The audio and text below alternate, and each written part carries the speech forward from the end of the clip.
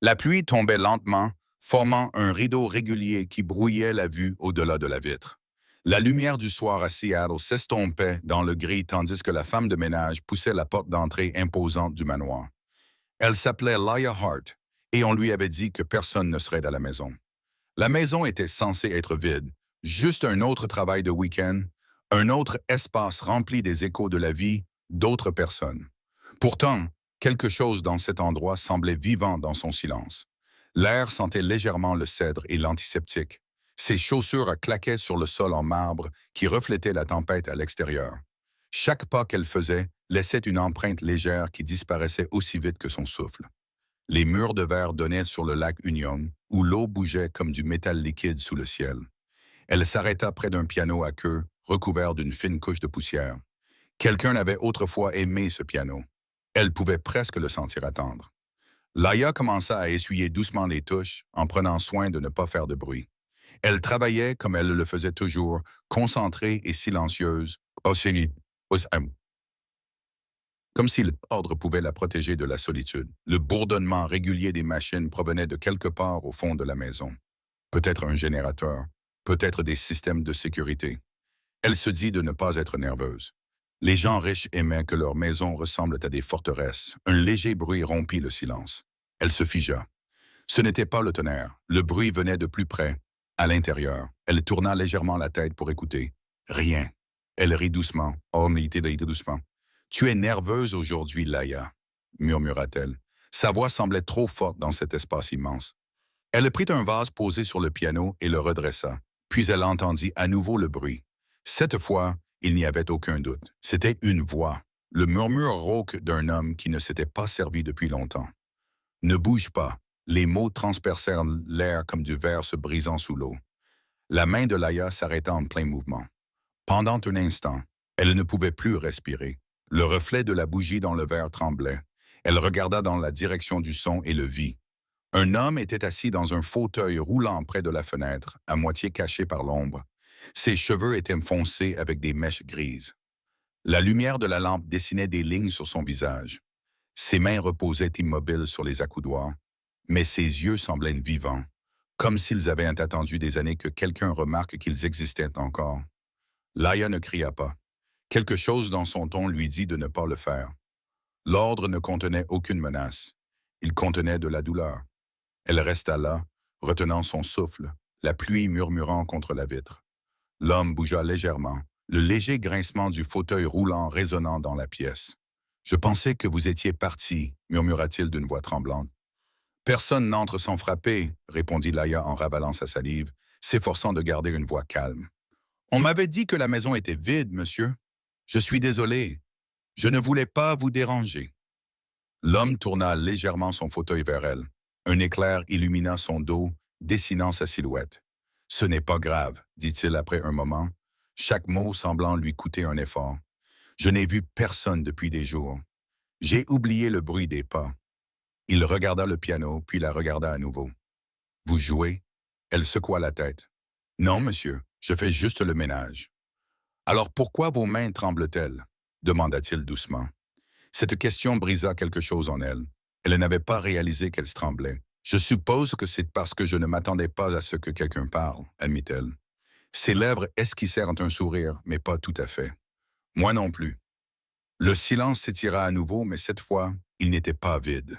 Il était rempli de conscience, de curiosité, du faible battement de cœur de deux personnes soudainement conscientes de la solitude de l'autre. Laia recula lentement. « Je devrais finir le couloir, monsieur. Comment vous appelez-vous, Leila? » « Là, répéta-t-il doucement, savourant le mot comme s'il se souvenait du langage lui-même. « Cela fait longtemps que je n'ai pas prononcé le nom de quelqu'un. » Elle ne savait pas comment répondre. Elle se contenta d'acquiescer du regard, rencontrant son reflet dans la fenêtre plutôt que son visage. La pluie ruisselait sur la vitre, mélangeant leur silhouette, sa forme immobile et son ombre hésitante. « Voulez-vous que je ferme les stores? » demanda-t-elle finalement. « Non, répondit-il. Laissez-les ouverts. J'aime la pluie. » Elle acquiesça à nouveau, sans savoir pourquoi elle avait la poitrine serrée. L'atmosphère entre eux avait changé. Ce n'était plus de la peur. C'était quelque chose de plus calme, de plus profond. Un silence partagé qui ressemblait en quelque sorte à une reconnaissance. Elle se retourna pour quitter la pièce, mais sa voix l'arrêta une fois de plus. Lila, dit-il d'une voix plus douce, merci de ne pas bouger. Elle jeta un coup d'œil en arrière. Son regard s'était à nouveau tourné vers la fenêtre, comme s'il s'adressait à la pluie elle-même. Pendant un instant, elle crut qu'il allait disparaître dans ce reflet, comme un fantôme derrière la vitre. Dehors, l'orage s'intensifiait, le tonnerre grondait sur le lac, et à l'intérieur du manoir endormi depuis des années, la vie venait de reprendre son cours. Ethan Cole resta assis près de la fenêtre longtemps après le départ de la femme de chambre, regardant le reflet de la pluie glisser sur la vitre comme des larmes qu'il ne pouvait verser. La ville au-delà semblait irréelle, un flou de lumière et de mouvement, séparé de lui par des murs à la fois de verre et d'habitude. Il aimait autrefois cette vue. Il avait construit cette maison lui-même. Ou plutôt, il l'avait conçue pour qu'elle soit tout ce qu'il croyait que le succès devait être. Transparente, efficace, parfaite. À présent, la transparence lui donnait l'impression d'être exposée. La maison montrait sa vie telle qu'elle était. Un empire de silence. 3 ans plus tôt, il était au sommet du monde. Son entreprise avait développé des algorithmes neuronaux qui permettaient aux patients paralysés de retrouver leur mobilité grâce à la cartographie nerveuse synthétique. On le qualifiait de génie, de sauveur, d'homme qui donnait une seconde chance au corps. Puis vint la tempête sur l'Oregon, le jet privé, l'accident. Il survécut. Son cofondateur, non. L'ironie était cruelle. L'homme qui avait aidé des milliers de personnes à remarcher ne pourrait jamais se tenir debout. Pendant 1 an, il tenta de se rétablir, convaincu qu'il pouvait se reconstruire avec la même logique qui lui avait permis de bâtir son entreprise. Mais la douleur n'est pas une équation. Sa femme le quitta au bout de quelques mois, incapable de vivre dans ce silence infini. Son conseil d'administration le remplaça au poste de PDG. J'ai peur d'un homme qui ne pouvait pas s'exprimer. Les médecins avaient donné un nom à son état. Ils l'appelaient mutisme psychogène, comme si le silence pouvait être étiqueté et guéri. Mais Ethan savait mieux que quiconque. Ce n'était pas sa voix qui était brisée, c'était le sens. Chaque mot auquel il pouvait penser lui semblait inutile, car il n'y avait personne à qui il voulait le dire. Il communiquait par le biais d'écrans. Le personnel recevait ses instructions par email. Le jardinier recevait des notes quotidiennes sur une tablette. Lorsqu'il avait besoin de provisions, il les commandait en ligne. La technologie lui facilitait la vie, mais elle lui permettait aussi de disparaître complètement sans que personne ne s'en aperçoive. Il ne manquait pas d'ironie. Il avait construit des machines pour connecter les gens, et maintenant ces mêmes machines le tenaient à l'écart du monde. Le soir où la femme de ménage est arrivée, il était assis dans l'obscurité, suivant des yeux les gouttes de pluie, sans s'attendre à ce que quoi que ce soit changé. Il l'avait déjà vue sur les caméras, se déplaçant avec précaution dans les couloirs, respectueuse de chaque objet qu'elle touchait. Elle ne regardait jamais les objectifs. Elle traitait le manoir non pas comme un travail, mais comme un lieu de culte. Ce jour-là, elle est entrée dans la salle de musique, sa silhouette se reflétant dans le piano poli. Quelque chose dans sa façon de bouger lui rappelait une vie qu'il avait oubliée, délibérée, douce, vivante. Lorsqu'elle tendit la main pour ajuster le vase, un éclair illumina ses mains. Et pendant une seconde, le silence autour de lui se brisa. Les mots sortirent avant qu'il ne puisse les retenir. Ne bougez pas. Le son le surprit autant qu'elle. Sa voix était rauque, grave, inutilisée. Elle lui semblait étrangère, comme empruntée à un autre homme. Quand elle tourna les yeux vers lui, écarquillé et incertain, il réalisa à quel point il devait avoir l'air étrange. Pâle, mal rasé, un fantôme assis sur une chaise qui aurait tout aussi bien pu être un trône de verre. Mais elle ne s'enfuit pas. C'est ce qui le marqua le plus. Maintenant, après coup, il repassait la scène en boucle dans son esprit. Les mots, l'expression de son visage, la façon dont la pluie atténuait la lumière autour d'elle. Pendant des années, il n'avait parlé à personne. Il pensait que le silence était devenu un compagnon avec lequel il pouvait vivre. Mais un simple murmure avait brisé cette fragile pièce. Il se rapprocha du piano, ses doigts effleurant les touches d'ivoire froide. Il n'avait pas joué depuis avant l'accident. La musique lui venait d'autrefois facilement. Maintenant, même appuyer sur une touche lui donnait l'impression d'ouvrir une blessure. Il laissa ses mains reposer là. Au fond de lui, il sentait l'écho d'une mélodie qu'il connaissait d'autrefois. Il se demandait qui était cette femme de ménage derrière son uniforme. Sa voix était calme, elle ne semblait pas effrayée. Cette assurance persistait. Il avait déjà entendu de la pitié dans de nombreuses voix, mais pas dans la sienne. La sienne était chaleureuse, professionnelle, presque médicale. La façon dont elle le regardait lui rappelait les infirmières de sa rééducation, sauf qu'elle ne parlait pas pour remplir le silence. Elle laissait le silence respirer. C'était peut-être pour cela qu'il lui avait parlé.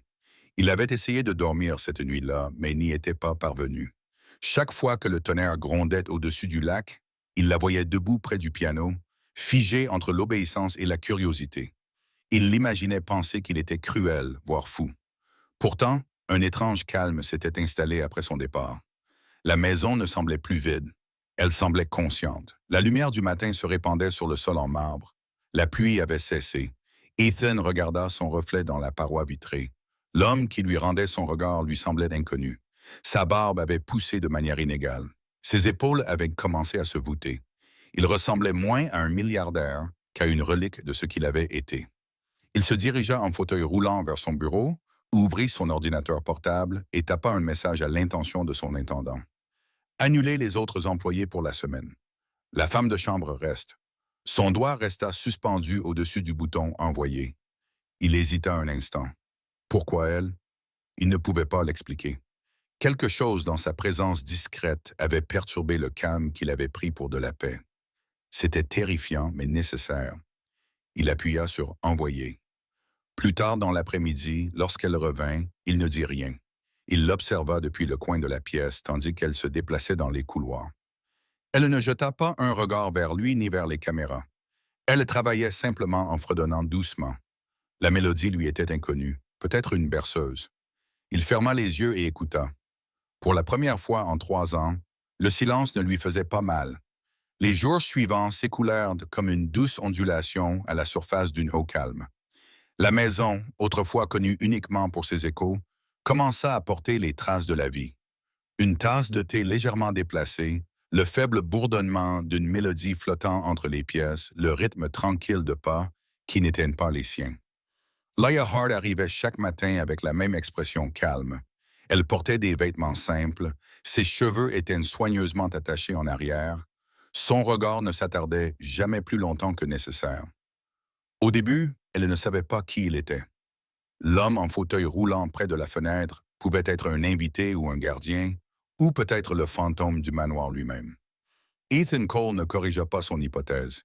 Il la laissa se déplacer dans la maison comme la lumière du soleil traverse les rideaux, douce, inconsciente de la quantité de lumière qu'elle apporte. Elle travaillait avec une précision silencieuse, nettoyant chaque surface, arrosant les plantes dont il n'avait pas remarqué la mort, dépoussiérant les coins des pièces qui n'avaient pas été utilisées depuis des années. Quand elle arriva au piano, elle s'arrêta à nouveau. « C'est un bel instrument », murmura-t-elle à moitié pour elle-même. « Personne n'en joue. » Il répondit d'une voix basse, incertaine. Elle se figea, surprise de l'entendre parler à nouveau. « Il faudrait en jouer, dit-elle après un moment. Sinon, il oublie comment chanter. » Il l'observa depuis l'autre bout de la pièce. Elle ne le regardait pas directement.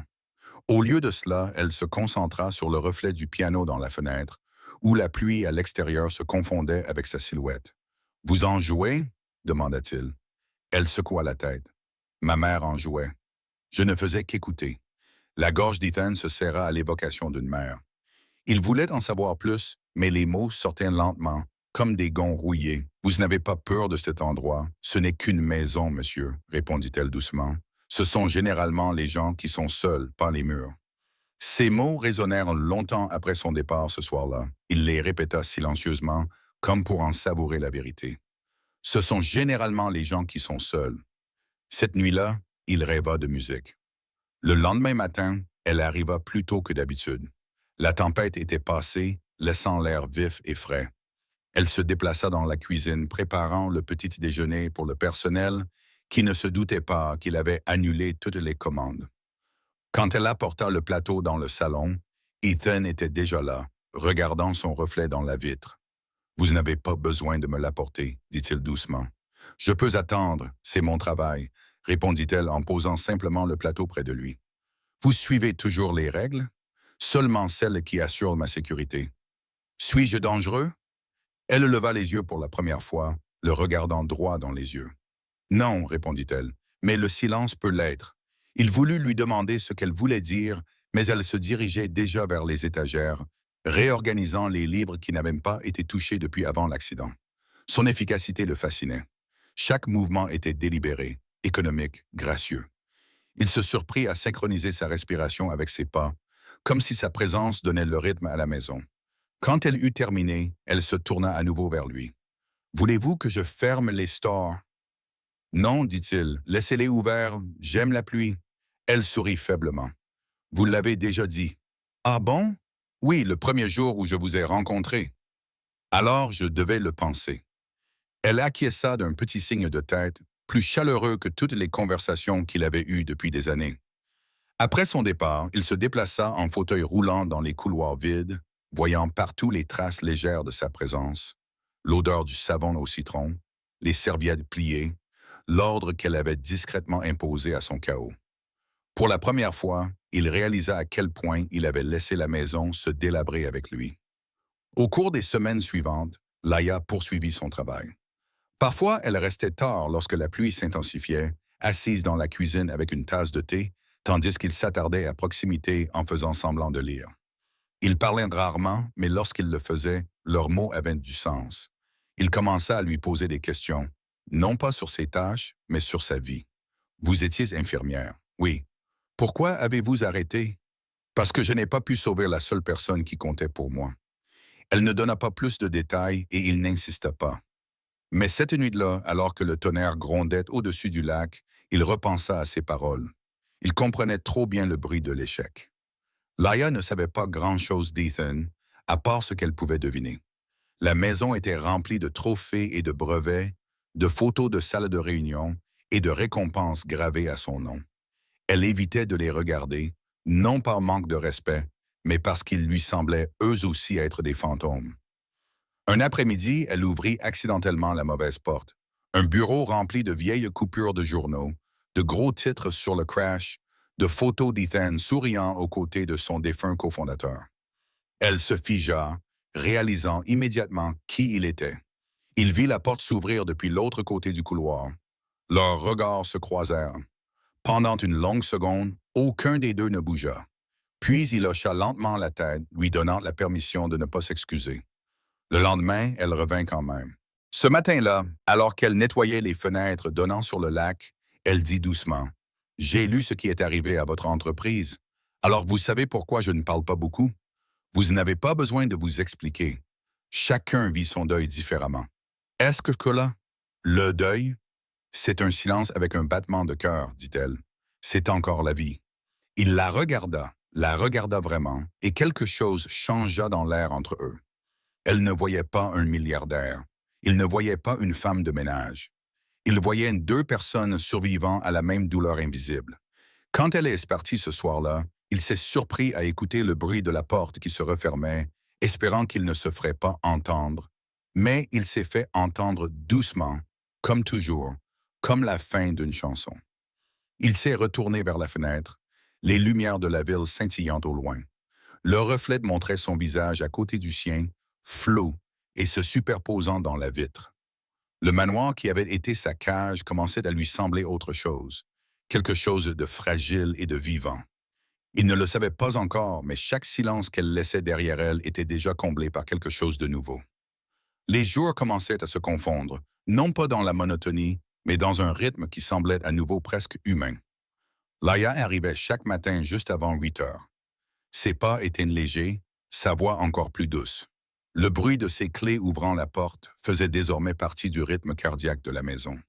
Pour la première fois depuis des années, Ethan sentait le temps passer non pas comme un flou d'heures vides, mais comme des moments qu'il pouvait reconnaître. Elle travaillait méthodiquement, nettoyant chaque pièce avec soin, fredonnant des chansons qui véhiculaient à la fois la tristesse et le réconfort. Ce n'étaient pas des chansons qu'il connaissait, mais il se mit à les attendre.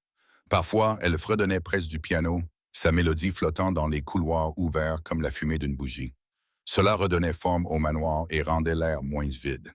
Ethan s'asseyait près de la fenêtre, faisant semblant de lire, tandis que ses yeux suivaient son reflet dans la vitre. Il remarqua qu'elle regardait toujours les choses comme si elles avaient une signification. Les rideaux, les photographies, même la poussière. Lorsqu'elle dépoussiérait les touches du piano, elle n'essuyait jamais les empreintes digitales. Elle laissait les traces légères, comme pour honorer les empreintes de ceux qui les avaient touchées en dernier. Tu fredonnes toujours la même mélodie, lui dit-il un matin. Elle s'arrêta, surprise mais sans crainte. C'est une vieille chanson, répondit-elle. Ma mère la chantait quand elle pensait que je dormais. Y a-t-il des paroles? Oui, répondit-elle doucement, mais c'est mieux sans. Pourquoi demanda-t-il en levant les yeux vers elle, croisant son regard dans le reflet. Parce que les paroles peuvent te mentir. Le fredonnement, non. Cette réponse le marqua. Il se surprit à y repenser longtemps après son départ. Les paroles peuvent mentir. Il avait passé toute sa vie entouré de mots, de contrats, de communiqués de presse, de promesses. C'était peut-être pour cela qu'il avait cessé de parler. Au cours de la deuxième semaine, elle avait commencé à laisser de petits changements près des fleurs près de la fenêtre. Une nouvelle serviette pliée différemment, l'odeur du café frais dans la cuisine. Elle ne lui demandait jamais la permission. Il ne lui disait jamais d'arrêter. Il ne voulait pas qu'elle le considère comme un patient ou un maître. Quelque part entre ces deux vérités, quelque chose de fragile se formait. Un matin, alors qu'elle nettoyait les étagères, elle trouva une photo encadrée posée à l'envers. Lorsqu'elle la souleva, elle vit Ethan, plus jeune, souriant à côté d'un autre homme, son cofondateur, celui qui était mort dans l'accident. Elle hésita, puis remit la photo à l'endroit. Lorsqu'il s'en aperçut plus tard, il ne fit aucun commentaire, mais il eut la gorge serrée pendant des heures. Il pleuvait à nouveau lorsqu'elle vint lui apporter son thé. « Tu ne portes plus tes écouteurs, dit-elle, remarquant l'absence des petits appareils qui bloquaient autrefois le monde extérieur.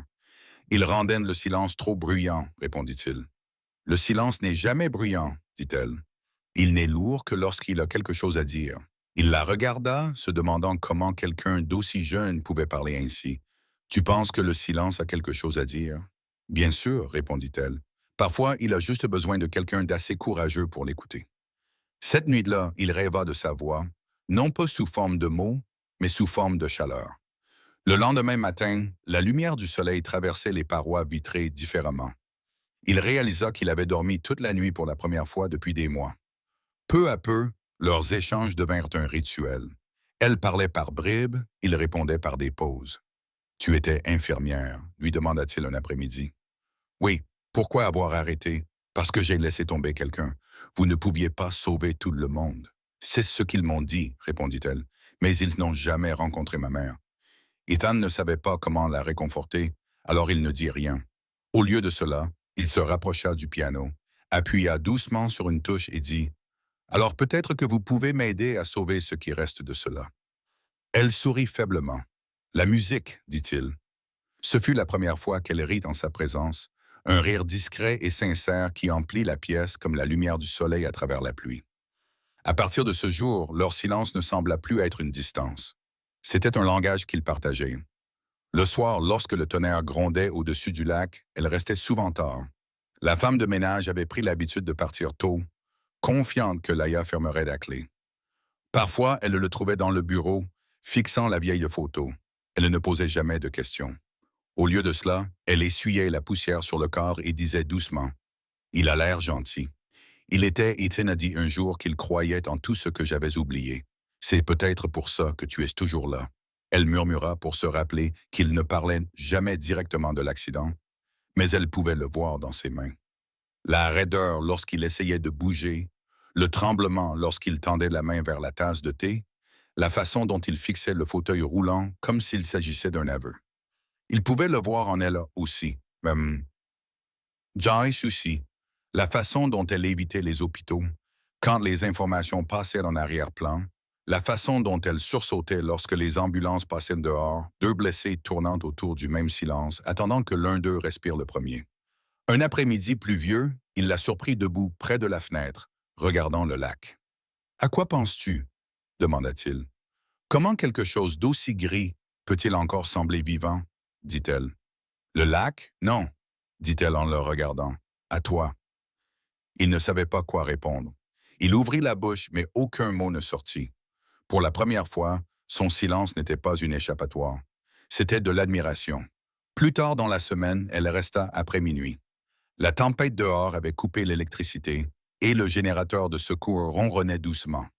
La lumière des bougies vacillait sur le sol en marbre, peignant le manoir d'or et d'ombre. Elle prépara du thé de mémoire, ses mouvements assurés même dans l'obscurité. Ethan l'observait depuis l'autre bout de la pièce, son fauteuil roulant placé près du piano. « Tu devrais rentrer chez toi avant que ça empire, dit-il. « Les rues sont inondées, répondit-elle. J'attendrai que ça se calme. Tu n'es pas obligé de rester. Toi non plus, dit-elle avec un petit sourire. La simplicité de sa réponse le désarma. Il voulait lui demander pourquoi elle revenait sans cesse, mais il lui demanda plutôt « Tu ne te lasses jamais de nettoyer derrière les autres ?» « Non, répondit-elle. Nettoyer, c'est une autre forme de guérison. On enlève ce qui fait mal. On fait de la place pour la lumière. » Il y réfléchit longuement après qu'elle eut fini de parler. La maison oscillait entre l'obscurité et la lumière des bougies. Dehors, la pluie redoublait, mais à l'intérieur, quelque chose de calme et de fragile avait commencé à s'épanouir. Il se rendit compte qu'il ne la regardait plus pour passer le temps. Il la regardait parce que chacun de ses mouvements lui rappelait qu'il était encore en vie. Le lendemain matin, lorsque la tempête fut passée, elle ouvrit les rideaux et la lumière du soleil inonda la pièce. « Regarde, dit-elle en montrant le lac. L'eau semble nouvelle. » Il suivit son regard. Le lac scintillait comme du verre renaissant. Il n'avait jamais remarqué auparavant à quel point il était beau après la pluie. « C'est étrange, murmura-t-il. Tout semble identique mais différent. C'est ce qui arrive quand on recommence à prêter attention, dit-elle. Ethan se tourna vers elle. « Crois-tu que les gens peuvent prendre un nouveau départ? » Elle le regarda droit dans les yeux. « Je pense qu'ils le font déjà. » Chaque matin, il se réveille. Pour la première fois depuis l'accident, il sourit sans effort. Cette routine tranquille était devenue quelque chose de sacré, de réel. Le manoir n'était plus le tombeau de son passé, mais le début de quelque chose qu'aucun d'eux n'osait nommer. La tempête revint sans prévenir. Elle balaya le lac Union comme une créature vivante, projetant des murs d'eau contre les vitres. Le tonnerre secoua le manoir et les éclairs déchirèrent le ciel nocturne d'une lumière aveuglante.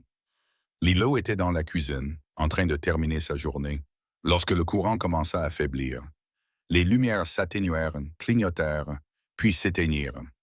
Un silence électrique s'ensuivit. Elle appela doucement dans l'obscurité. « Monsieur Cole, pas de réponse. Les lumières de secours auraient dû s'allumer, mais ce ne fut pas le cas. Elle chercha le tiroir où elle avait vu une boîte de bougies plus tôt dans la semaine, ses doigts effleurant les ombres jusqu'à ce qu'elle les trouve. Elle en alluma une, protégeant la flamme avec sa paume. La lumière dorée trembla sur son visage lorsqu'elle entra dans le couloir. La maison avait changé. Chaque recoin semblait désormais plus profond, chaque reflet plus lourd. Elle le trouva dans le bureau, près de la fenêtre, immobile, les yeux écarquillés et vitreux. Le faible reflet de l'éclair balayait son visage. Il agrippait les accoudoirs de son fauteuil roulant, se redressant trop rapidement, le souffle court. « I'm Ethan », dit-elle doucement, abandonnant pour la première fois toute formalité. Sa tête se tourna brusquement vers sa voix. Mais il ne semblait pas la voir. Elle s'approcha, gardant une voix calme. « C'est juste l'orage, la lumière reviendra. » Il ne répondit pas. Sa respiration devint saccadée, son corps tremblait. La lumière de la bougie vacillait. « Ethan, tu m'entends? » Ses mains étaient crispées, ses lèvres bougeaient sans émettre de son. Elle comprit ce qui se passait. Une crise de panique. Elle avait déjà vu cela chez des patients qui se réveillaient en hurlant après une opération. Mais là, c'était pire. Il n'était pas simplement en proie à la panique. Il était prisonnier de son propre corps. « Ethan », répéta-t-elle en s'agenouillant à côté de lui et en posant doucement une main sur son bras. « Tu es en sécurité. Tu es chez toi. Respire avec moi. » Son regard se posa sur sa main, puis sur son visage, sans se fixer. Un éclair illumina la pièce, suivi quelques secondes plus tard par le bruit du tonnerre. Son corps tout entier sursauta. La bougie vacilla dangereusement, sur le point de s'éteindre. Sa voix devint soudainement rauque et brisée. « J'ai besoin de faire l'amour. » Laïa se figea, non pas à cause des mots, mais à cause du ton. Ce n'était pas du désir, c'était du désespoir. Sa voix se brisa en deux sur le mot « amour », comme s'il ne le pensait pas vraiment. Il haleta à nouveau, des larmes coulant sur ses tempes. « Ne bouge pas », murmura-t-il d'une voix rauque. « S'il te plaît, ne bouge pas. » Elle ne bougea pas, et elle resta immobile, retenant son souffle, la main toujours posée sur son bras. C'était la même voix qu'elle avait entendue le premier jour, le même ordre tremblant. Mais cette fois, ce n'était plus un ordre. C'était une supplication.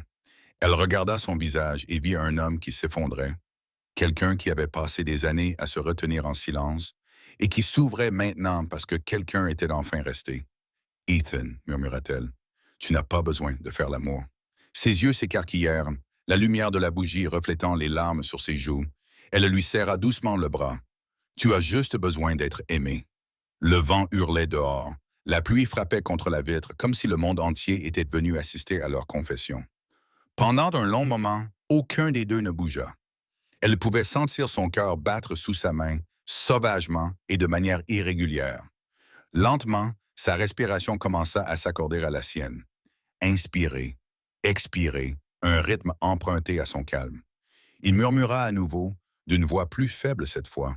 « Cela fait si longtemps que personne ne m'a touché. » « Alors souviens-toi de ceci, » dit-elle doucement. « Tu n'es pas seul en ce moment. » Elle posa la bougie sur la table et prit sa main dans les siennes.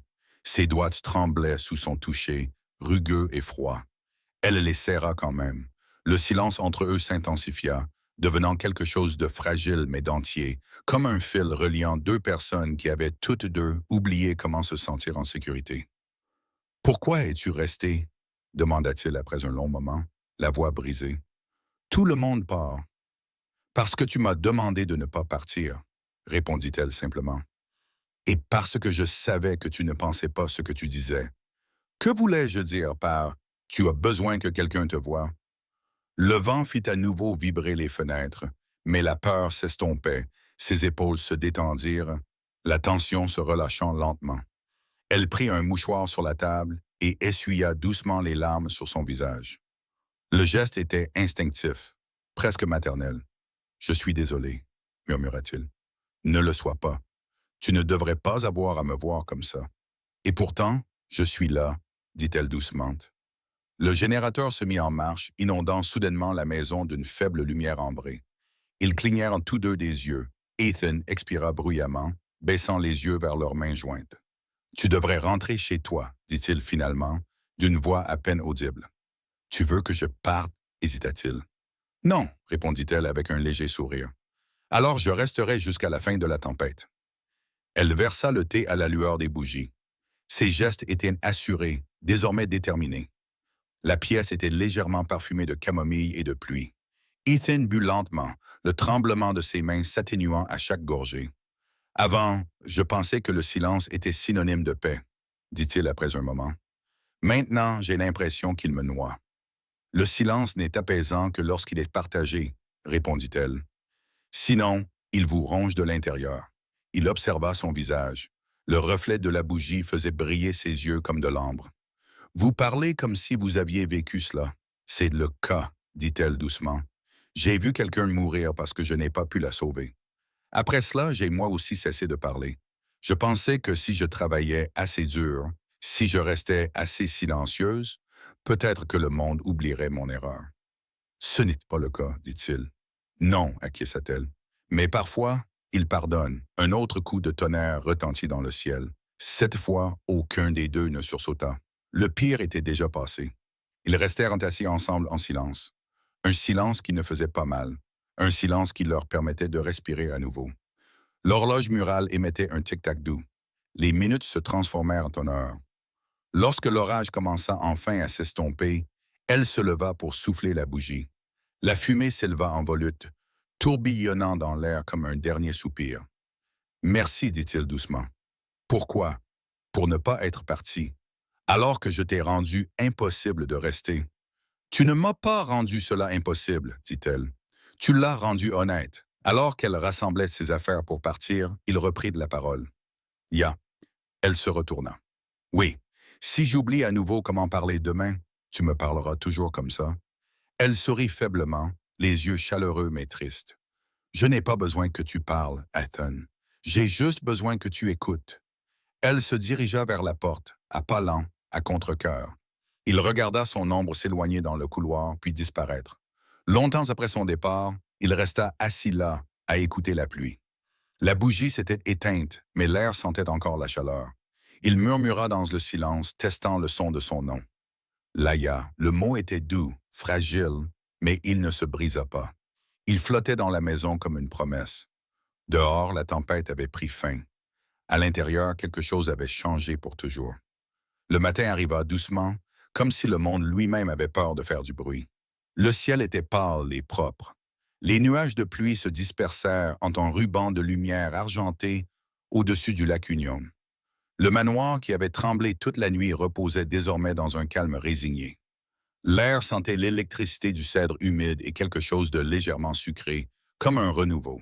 Laïa se réveilla sur le canapé du salon, le faible bourdonnement du générateur résonnant encore quelque part derrière les murs. Elle avait l'intention de partir après la tempête, mais la fatigue l'avait rattrapée alors qu'elle pliait les couvertures. Son uniforme était froissé, ses cheveux éparpillés autour de son visage. La tasse de thé sur la table était froide. Lorsqu'elle ouvrit les yeux, Ethan était déjà réveillé. Il était assis près du piano, les roues bloquées, face à la lumière du matin. Il semblait paisible d'une manière qu'elle n'avait jamais vue auparavant. Il n'y avait aucune tension dans sa mâchoire, aucun poids derrière ses yeux. La tempête lui avait enlevé quelque chose, mais ce qui restait semblait plus humain. Tu es resté, dit-il doucement. Sa voix était douce, presque incrédule. Tu t'es endormi, répondit-elle. Je ne voulais pas te réveiller. Il acquiesça lentement. Cela fait des années que je n'ai pas dormi toute la nuit. Tu devais en avoir besoin. Je pense que j'avais besoin d'autre chose. Son regard se posa sur elle, stable et doux. Elle détourna les yeux, faisant semblant d'ajuster l'oreiller derrière elle. La lumière du soleil se reflétait sur ses cheveux, les rendant dorés sur les bords. « Tu te souviens de ce que tu as dit ?» demanda-t-il. « À propos de quoi ?»« À propos de l'amour. » Elle hésita, puis acquiesça. « Oui. Personne ne m'avait jamais dit ça auparavant, » murmura-t-il. « Pas comme ça. Peut-être qu'ils ne savaient pas ce que tu avais besoin d'entendre. Et toi, tu le sais, moi je ne le savais pas, jusqu'à hier soir. » Les mots restèrent suspendus entre eux, délicats comme la lumière du matin. Aucun des deux ne bougea. Le manoir semblait écouter.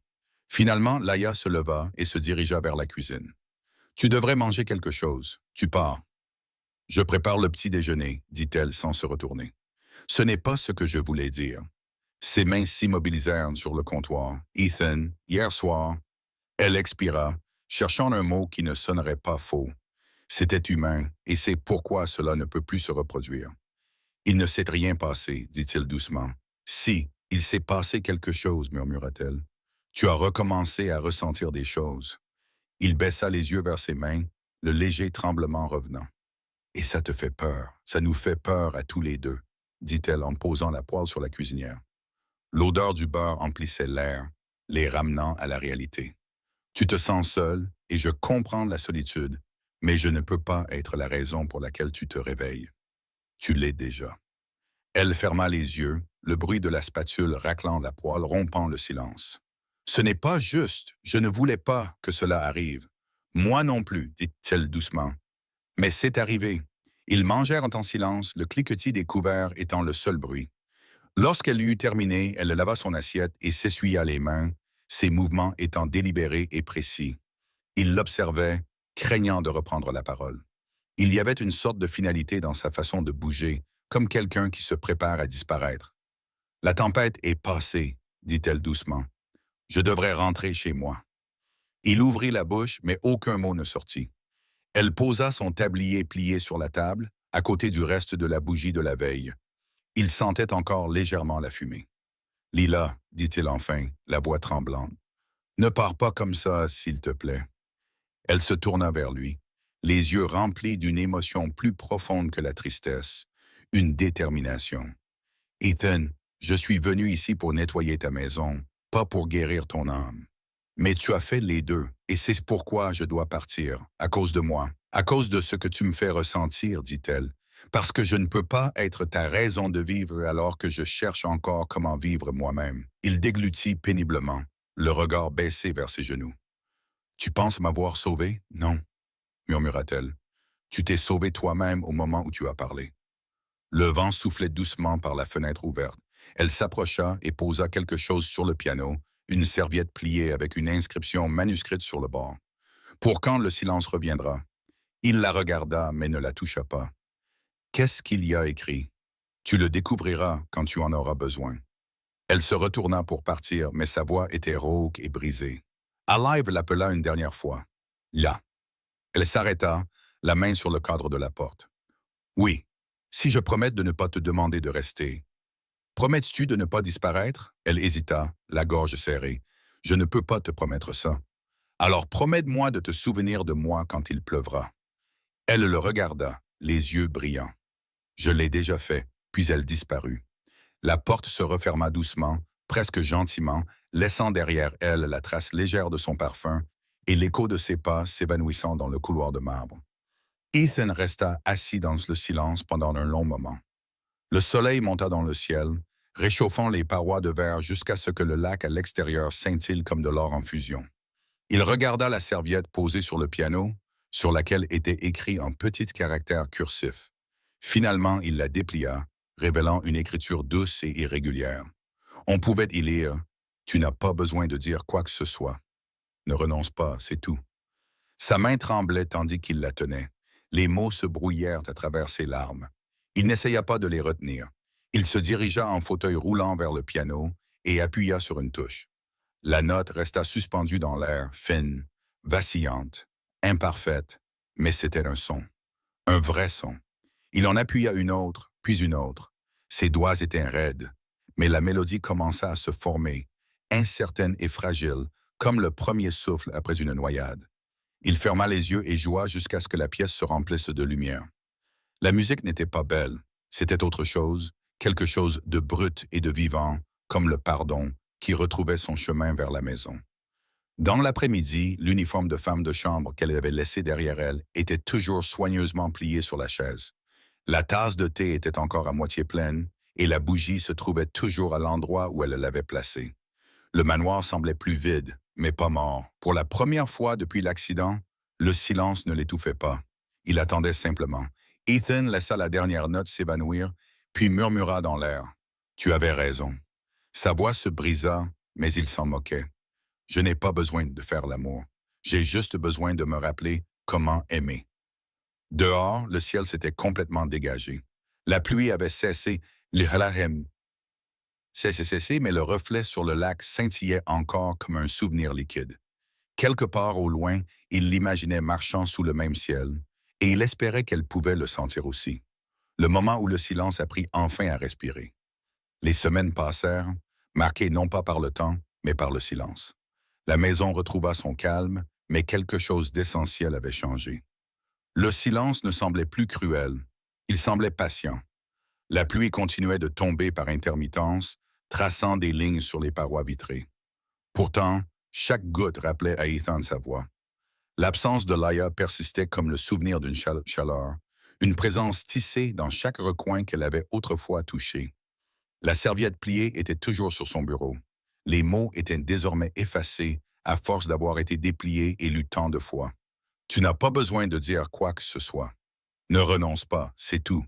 C'était devenu sa devise. Chaque matin, il touchait le bord du tissu avant de se diriger vers la fenêtre. Il commença à remarquer des choses qu'il n'avait pas remarquées auparavant, comme le chant des oiseaux qui revenaient. Après la pluie, le bourdonnement des bateaux passant sur le lac Union, le doux crépitement de la cheminée. Lorsque la maison se refroidissait, le monde continuait de parler. Il avait simplement cessé d'écouter. Un mardi tranquille, une lettre arriva. L'enveloppe était de couleur crème, l'écriture inconnue à première vue, soignée, petite, presque hésitante. Son majordome la déposa sur le plateau du petit déjeuner, à côté de son thé. Ethan ne l'ouvrit pas immédiatement. Cela faisait des années qu'il n'avait rien reçu d'écrit à la main. Tout dans cette lettre lui semblait trop personnel, trop vivant. Il fixa le nom inscrit dans le coin, Laia Hart. Sa poitrine se serra. Le thé refroidit.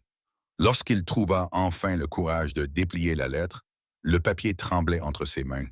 L'encre était légèrement estompée, comme si elle avait été écrite dans la pénombre. « Cher Monsieur Cole, je suis désolé d'être parti sans dire au revoir. Je ne savais pas comment expliquer ce que cette nuit avait signifié sans que cela ressemble à de la pitié. Ce n'était pas de la pitié. C'était la première fois depuis des années que je voyais quelqu'un se battre pour ressentir à nouveau quelque chose. Vous n'aviez pas besoin que je vous sauve. Vous aviez juste besoin de quelqu'un qui reste assez longtemps pour que vous vous en souveniez. Vous êtes toujours humain. Il s'arrêta de lire. Ses yeux se sont embués et pendant un instant, il n'a plus pu respirer. Il a pressé la lettre contre sa poitrine, comme pour ralentir son cœur qui battait à toute vitesse. J'ai commencé à travailler dans une petite maison de retraite juste à l'extérieur de Tacoma. C'est calme ici, mais d'une manière qui ne fait pas de mal. La plupart des patients ne peuvent pas parler, mais je pense à vous quand je leur tiens la main. Vous m'avez appris que le silence peut être un langage à part entière si quelqu'un est prêt à écouter. Je fredonne pendant que je travaille à la même chanson que ma mère chantait. Les infirmières me taquinent à ce sujet, mais certains patients sourient quand ils l'entendent. Peut-être que cela suffit. Tan ferma les yeux. Il pouvait presque entendre à nouveau sa voix, cette douce mélodie résonnant dans les couloirs vides. Le souvenir de cette voix remplissait la pièce comme la lumière du soleil. J'espère que tu vas bien, j'espère que tu t'es pardonné, et si jamais tu rejoues du piano, je saurai que tu as trouvé la paix. La lettre s'arrêtait là, signée simplement avec gentillesse, Laïa. Il la relut 3 fois, chaque mot le touchant profondément et l'apaisant à la fois. Puis, les mains tremblantes, il roula vers le piano. Il attendait au même endroit près de la fenêtre, silencieux, mais patient. La poussière s'était à nouveau déposée sur les touches. Il l'essuya soigneusement, les doigts pâles et hésitants. Pendant un long moment, il se contenta de fixer les touches d'ivoire, effrayé à l'idée de commencer. Puis il appuya sur une seule note. Le son emplit la pièce, doux, imparfait, vivant. Il en appuya une autre, puis une autre, jusqu'à ce qu'une mélodie émerge, celle qu'elle fredonnait toujours, celle qu'il ne savait pas avoir mémorisée. Au début, c'était approximatif, irrégulier comme le souffle après les pleurs. Mais bientôt, cela commença à se stabiliser. Les murs de verre scintillaient du reflet de la pluie. Son corps tremblait sous l'effort, mais son cœur était léger. La gouvernante, entendant la musique faible provenant du rez-de-chaussée, s'immobilisa en plein mouvement. Elle n'avait pas entendu le piano depuis des années. Elle murmura une prière et le laissa seul avec sa résurrection. En jouant, Ethan réalisa que la lettre avait fait quelque chose d'extraordinaire. Elle lui avait donné la permission de revivre. Non pas d'être réparé, ni d'être entier, mais d'essayer. Chaque note qu'il jouait était une conversation avec son absence. Il commença à lui répondre cette nuit-là. Son écriture était maladroite à force de ne pas s'en servir, le stylo lourd dans sa main affaiblie. « Chère Laïa, ta lettre est arrivée un matin où j'avais oublié comment commencer. Tu dis que le silence peut être un langage. Je pense que j'apprends enfin sa grammaire. J'ai joué aujourd'hui, pas bien, mais honnêtement, et pour la première fois, le son ne m'a pas effrayé.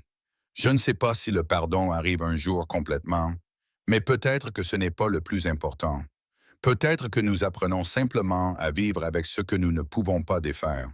J'espère que tu continues à fredonner. Tu avais raison.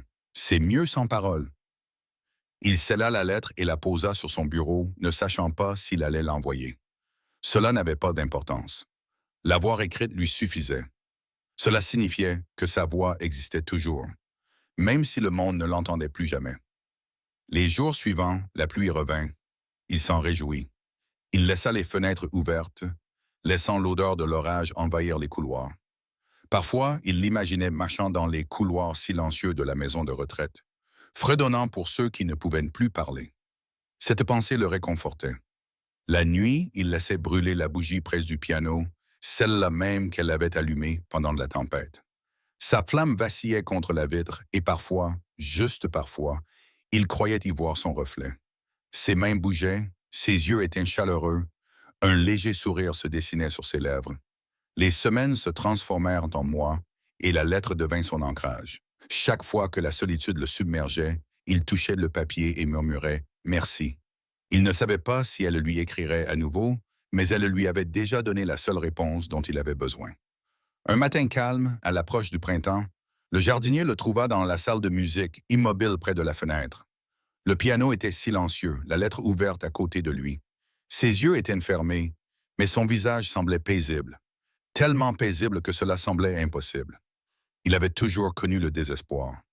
L'infirmière dit plus tard qu'il avait dû s'endormir en écoutant la pluie.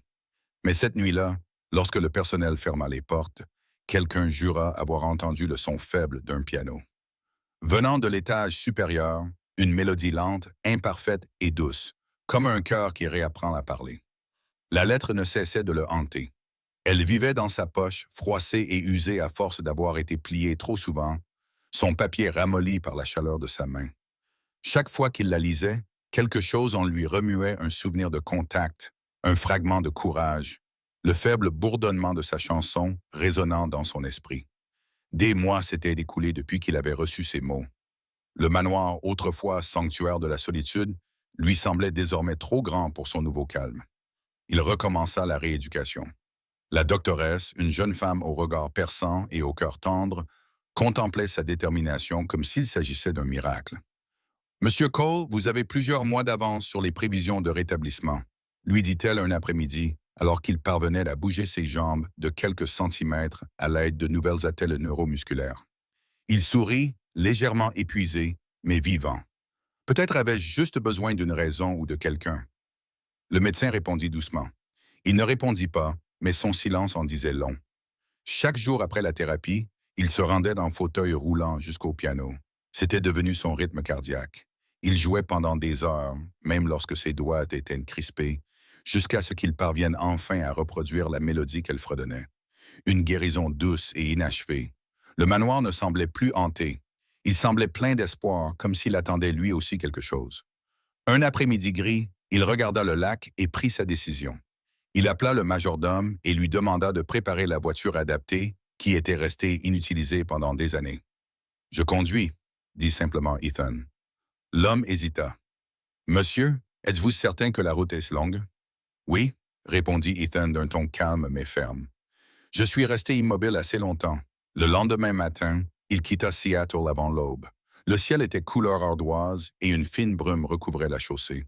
L'autoroute s'étendait à l'infini devant lui. L'asphalte humide, les pins lointains, les montagnes qui se dressaient comme des fantômes à travers le brouillard. Ses mains tremblaient légèrement sur le volant, mais la liberté de mouvement, le vent qui soufflait contre les vitres de la voiture lui semblait sacré. Chaque kilomètre parcouru lui donnait l'impression de récupérer quelque chose que le temps lui avait volé. Tacoma était plus calme que dans ses souvenirs. La maison de retraite se trouvait à la périphérie de la ville, un bâtiment blanc bas entouré de chênes et de lilas. Des dessins à la craie réalisés par des enfants recouvraient l'allée près de l'entrée. Il se gara près du portail et resta un moment à regarder, effrayé à l'idée d'entrer. Et si elle était partie? Et si elle l'avait oublié? Il faillit faire demi-tour. Puis une petite voix à l'intérieur lui murmura ces mots. « Tu n'as pas besoin de dire quoi que ce soit, n'abandonne pas. » Il prit une profonde inspiration et avança lentement. Les portes automatiques s'ouvrirent dans un léger sifflement. À l'intérieur, l'air sentait le désinfectant, la lavande et la soupe. Une infirmière leva les yeux de la réception. « Puis-je vous aider, monsieur? » demanda-t-elle. Ethan hésita. « Je cherche Laia Hart. » Le visage de l'infirmière s'adoucit. « Elle est dans la chambre 104, dans l'aile est. »« Mais les heures de visite ne commencent pas avant, » intervint une autre voix. Laia se tenait dans le couloir derrière l'infirmière, un bloc-notes à la main, les cheveux attachés en arrière. Pendant un instant, tout s'arrêta. Les bruits, l'air, le poids du temps. Ses yeux s'écarquillèrent d'incrédulité, puis se remplirent de larmes plus vite qu'elle ne pouvait les essuyer. « Ethan » murmura-t-elle. Il essaya de parler, mais sa gorge se serra. La lettre tremblait sur ses genoux, usée et pliée. Elle se précipita vers lui, s'arrêtant juste avant de le toucher, craignant que ce ne soit un rêve qui s'évanouirait si elle agissait trop vite. « Tu as fait tout ce chemin. » Il acquiesça. « Je devais le faire. Tu es la seule personne qui m'ait jamais écouté. » Son souffle rendit la pièce floue derrière elle. « Tu n'aurais pas dû, murmura-t-elle, bien que sa voix trahisse le contraire. C'est un long trajet. Je voulais réentendre la chanson, dit-il. De la source, dit-elle en riant à travers ses larmes, un son qui rendit le hall plus petit, plus chaleureux. Tu t'en souviens? Chaque note, dit-il. Elle fit un geste vers la fenêtre au bout du couloir. Il y a un banc dehors, près du jardin. C'est plus calme là-bas. Ils s'y rendirent côte à côte, son fauteuil roulant émettant un léger bourdonnement, ses pas sans hâte. Le jardin était simple.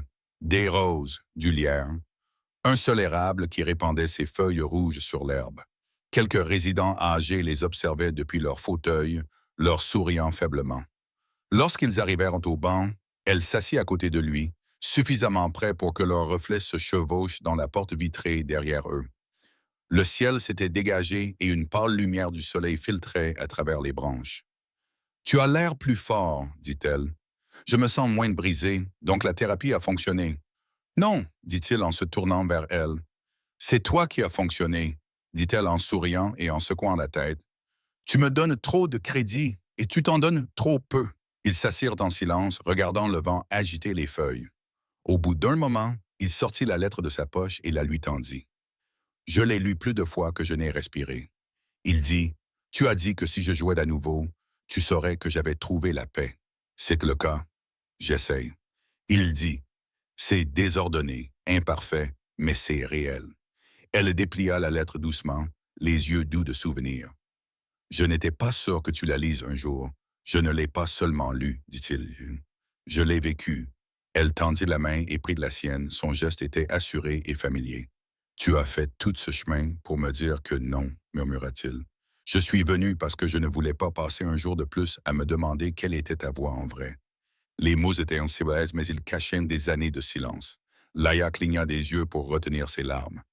Tu ne devrais pas dire des choses comme ça, dit-elle doucement. Pourquoi pas? Parce que je vais te croire, devrais-je. Alors crois-moi. Une seule larme coula sur sa joue. Il leva sa main tremblante et l'essuya du dos de son doigt. Tu m'as dit que le silence pouvait guérir, dit-il.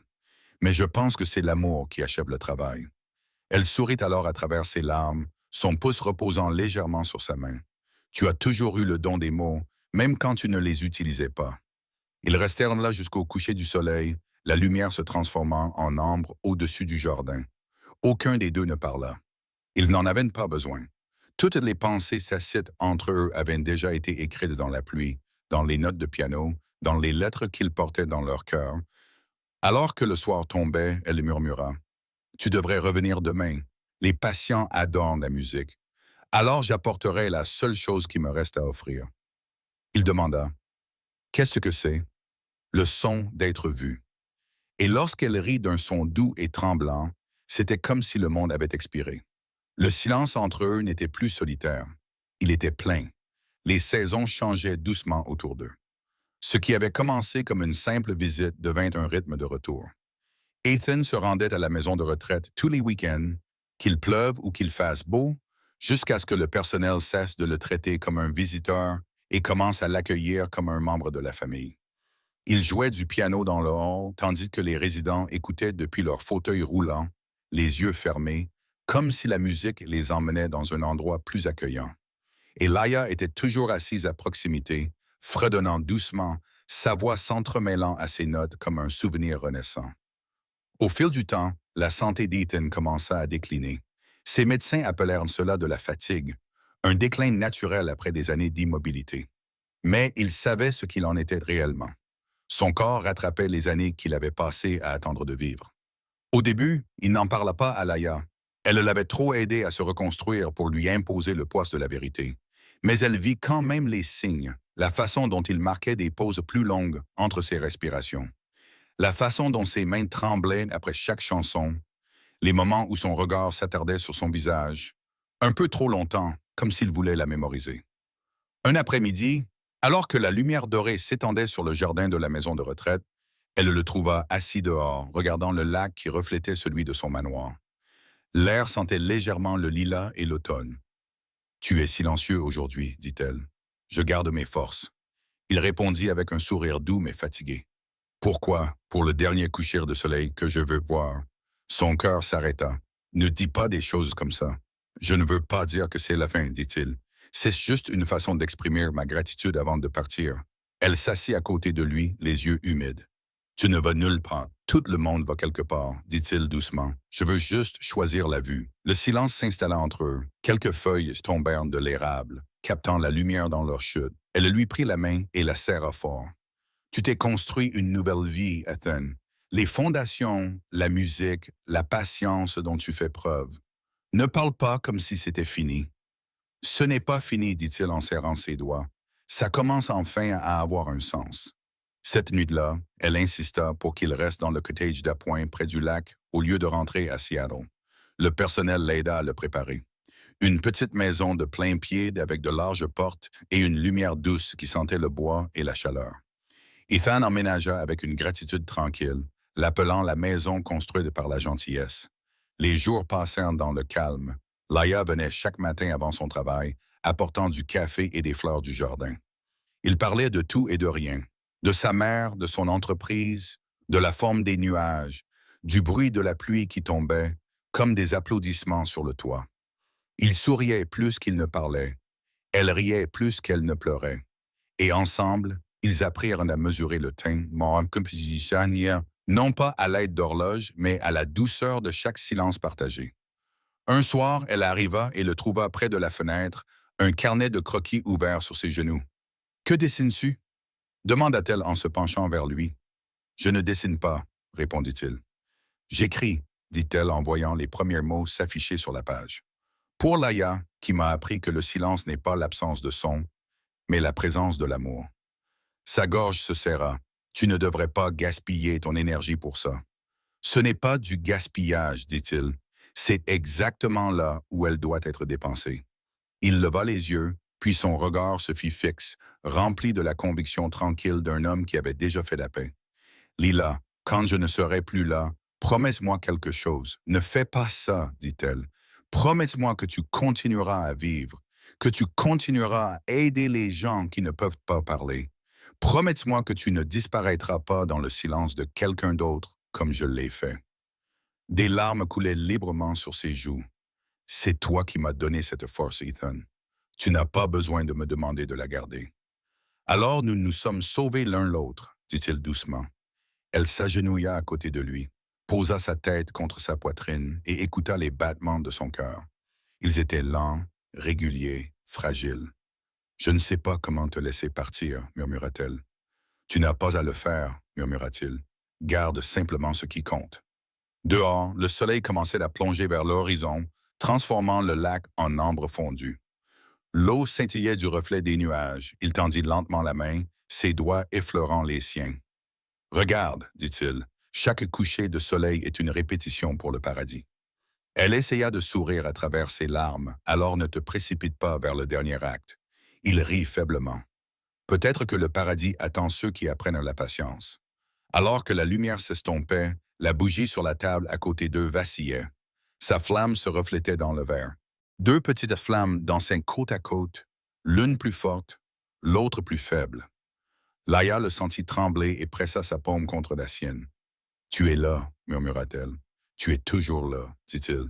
Dans la musique, dans la pluie, dans chaque pièce silencieuse que quelqu'un refuse de quitter. » Son regard se porta à nouveau vers la fenêtre. « Promets-moi que tu joueras pour eux quand je ne pourrai plus le faire. »« Je le ferai, dit-elle, la voix brisée. Mais seulement si tu promets d'écouter. »« Je t'écoute déjà, murmura-t-il. » La dernière lumière du jour caressait son visage d'une douceur dorée. Sa main se relâcha dans la sienne. Elle resta à ses côtés longtemps après le coucher du soleil, ses larmes tombant sans bruit sur son bras. La bougie brûlait de plus en plus faiblement, sa flamme se réduisant à un murmure avant de s'éteindre définitivement. Lorsque l'infirmière arriva plus tard dans la nuit, elle trouva Laïa assise là en silence, tenant sa main, la tête baissée mais calme. Il n'y avait aucun bruit, sauf le doux souffle du vent dans les arbres. Au matin, le cottage était à nouveau baigné de lumière. Le lac s'étillait sous un ciel bleu pâle. La chaise d'Ethan était vide près de la fenêtre, mais le piano à l'intérieur de la maison de retraite se mit à jouer des notes douces et tremblantes qui résonnaient dans les couloirs. Le personnel jura que cela ne pouvait pas être réel, que personne n'était là. Mais Laïa savait. Elle joua jusqu'à ce que ses mains cessent de trembler. Puis elle murmura « Tu as réussi. » Dehors, le monde brillait d'une lumière dorée, comme si le ciel lui-même s'était penché pour écouter. 1 an plus tard, le printemps revint au lac Union. Le monde semblait plus propre, plus doux, comme si la pluie elle-même avait décidé de recommencer à zéro.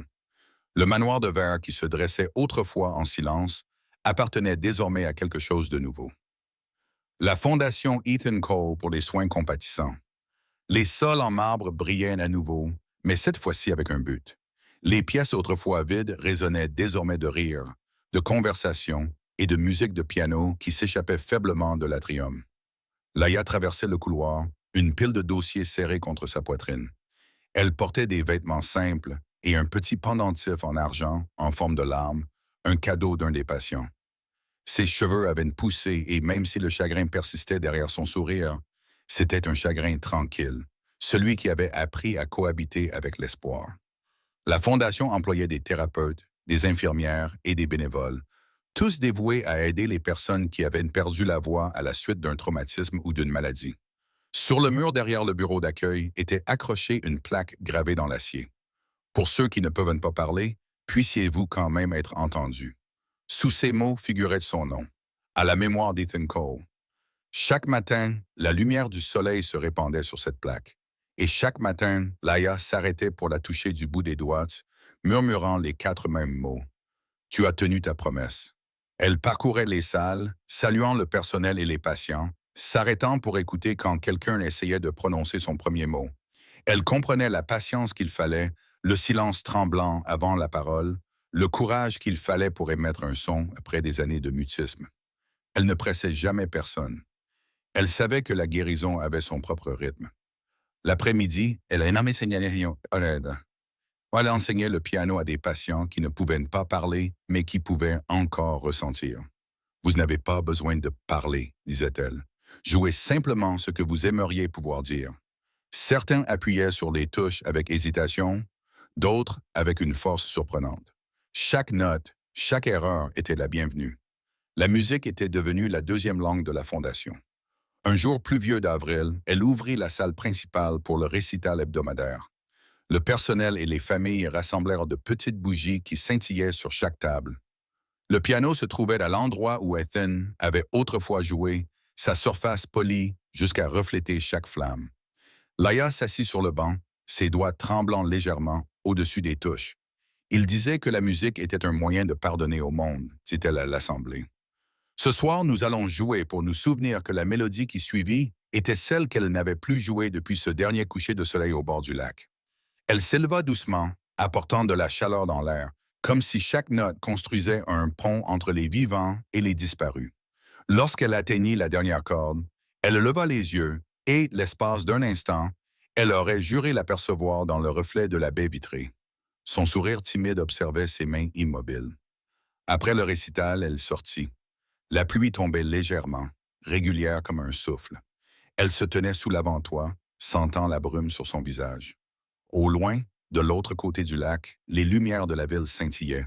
Quelque part entre elle et elle, elle imagina à nouveau sa voix, telle qu'elle l'avait entendue cette nuit-là dans l'obscurité. « Ne bouge pas », murmura-t-elle dans la pluie, souriant à travers ses larmes. « Je ne vais nulle part. » Plus tard dans la soirée, elle s'assit seule près du piano et alluma une bougie. La flamme vacillait contre le mur, projetant des ombres qui dansaient comme des échos de mémoire. À côté de la bougie reposait une photo encadrée. Ethan était assis près de la fenêtre, le regard paisible. En dessous, gravé en argent, se trouvaient les mots. « L'amour ne demande pas la permission. Il trouve 2 âmes, les unit et leur apprend à parler même dans le silence. » Elle ouvrit le tiroir et en sortit la serviette qu'il avait conservée toutes ces années. L'encre était désormais effacée, mais le message était toujours clair. « Tu n'as pas besoin de dire quoi que ce soit. Ne renonce pas, c'est tout. » Elle la posa à côté de la photo et sourit. « Tu n'as jamais renoncé, » dit-elle doucement. La bougie brûlait lentement et elle ferma les yeux. Le doux murmure de la pluie se mêlait à sa respiration.